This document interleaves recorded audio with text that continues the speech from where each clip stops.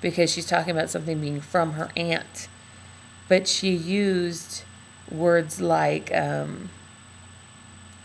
so she said she want to buy it. So she's talking in the future, she wants to buy one, which is fine. But she says wants to, where's that? Where was I looking for it? Okay, so she used it is cute instead of saying it was cute.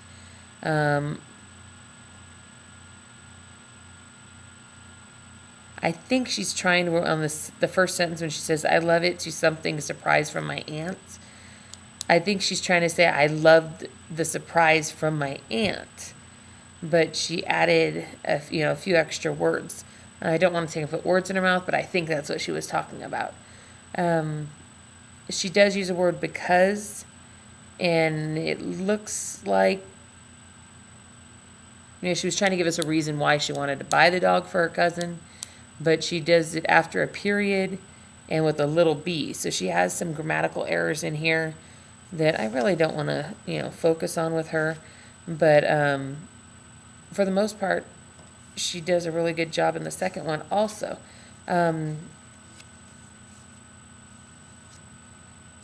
She uses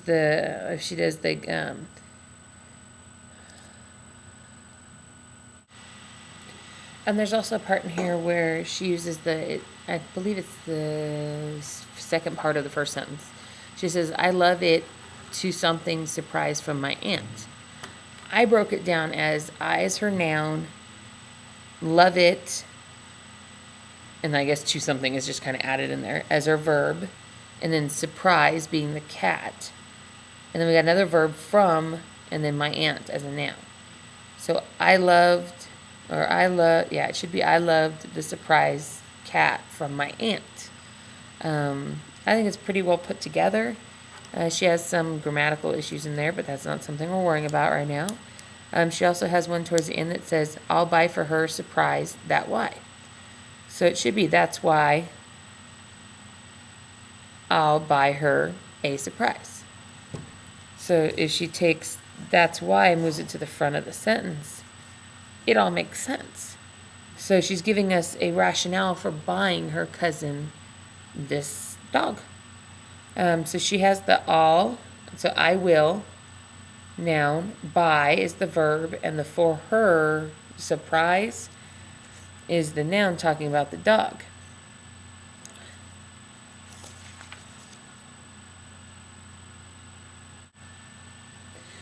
When it comes to number 2 under structure and mechanics, Yesenia is able to use compound sentences and does it often in her writing.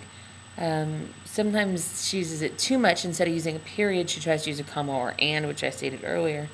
But she is able to separate her ideas using because or and or comma or well in both of her paragraphs. It's easily seen on the second one. Let's see, I'm going to circle it in blue. She uses and. She also uses because. And then she uses well.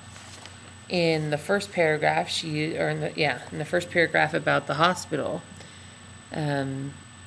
she uses a comma to try and separate some stuff out. And well.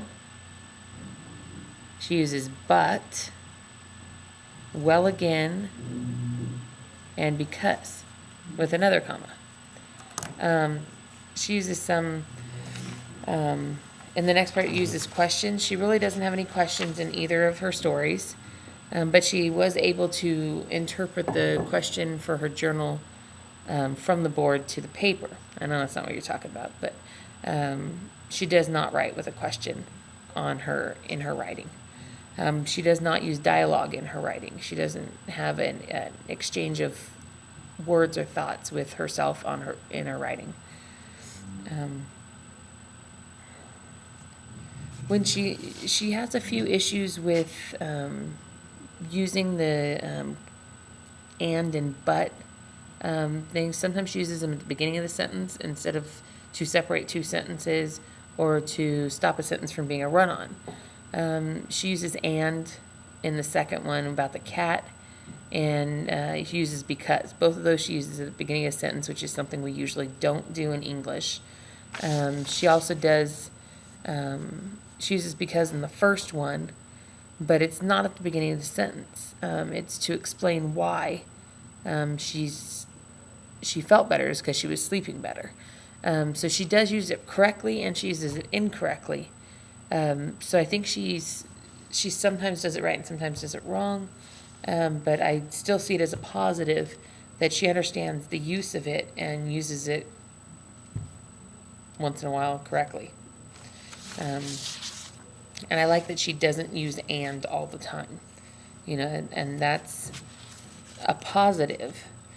She tries to use other words like well and when and because, and tries to use the commas correctly. I have a lot of students who use and Yesenia is not one of those students. She typically even asks and says, what's another word I can use here? Depending on what kind of writing we're doing, I may answer and I may say, think of one or use and.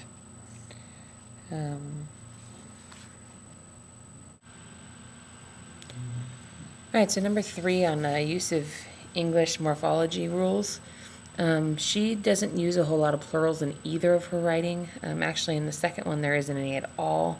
In the first one, there isn't either. However, with noun-verb agreement, she has a couple of issues. One of them, instead of using it stopped me from being dizzy, she used dizzying, except she did one really good thing there. She dropped the Y and added the ing.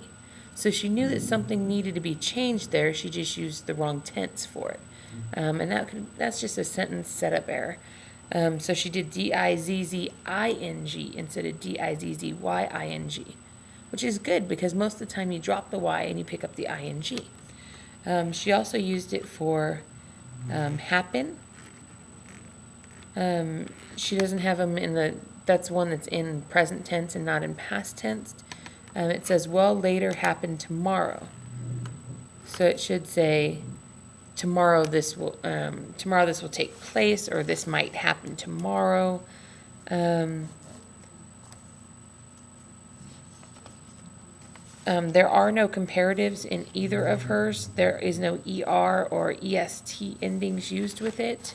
I don't know if she just didn't think about using them. I'm guessing that's what it was, because we talk about it quite extensively in classes, trying to get them to modify their adjectives and verbs and all that kind of stuff. Her punctuation and capitalization is on. I mean, she capitalized the beginning of sentences, even if they were words that probably shouldn't be at the beginning of sentences. I'm sorry, there's one that's not. She doesn't capitalize because in the second one, but she does use I at the, capitalize. She doesn't capitalize my aunt, which is good. She doesn't, or cousin, she doesn't capitalize those. She knows that they aren't possessive names. She doesn't do things like capitalize cat or hospital. She does capitalize the other one only really has 2 sentences, but she capitalizes both of those. She does write typically well. We can understand, I can understand her writing. Other teachers can also. She is a girl, so maybe that has something to do with it, but I don't know. She does not use indenting on either of her paragraphs. She does write as far as she can to the end of the red line on the right side and then starts a new sentence. She doesn't do sentence.